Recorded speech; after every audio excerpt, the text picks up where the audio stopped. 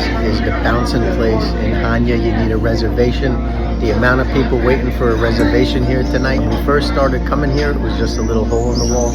Now it's one of the most famous places. Tamam's the best food. You gotta get there. Yeah. Tamam Restaurant is one of the places you have to go to in Chania, Crete. Look at it, so cool down here, this little alley, and the building has so much history to it, built in around 1400 by the Venetians.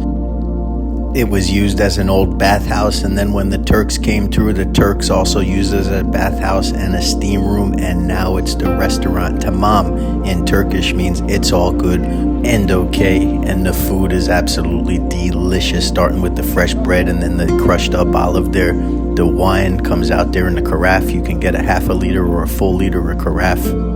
And because of the popularity of Tamam, you're going to have to get a reservation to sit outside the tzatziki. Always getting the tzatziki, some of the best in Chania is right there at Tamam. You got to love it. And VFC's favorite, these Cretan cheese pies. I wait to go back to Tamam and get these fresh Cretan cheese pies.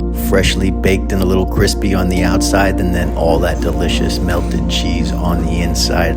One of the dishes that I get every time I go back to Tamam, but my absolute favorite dish, maybe my favorite restaurant dish in the world, are these giant beans that they do at Tamam's. The flavors in these beans are absolutely fantastico. And then you get the lamb chops. Lamb chops is another one of my go-to in a lot of Greek restaurants, but especially when I go to Tamam. And as we've been talking about during this whole trip, that raki at the end is on the house. And they always come with a little bit of a dessert too. So we looked at the bathhouse, we sat in the alley and we ate. Now we're going to take you inside. Some years ago, Tamam expanded to the building across the way, and it's turned into this delightful little dining experience in there. But my preference is always to eat out there in the alley, because I like to do some people watching. Look at that Tamam salad, and then the grilled pork there.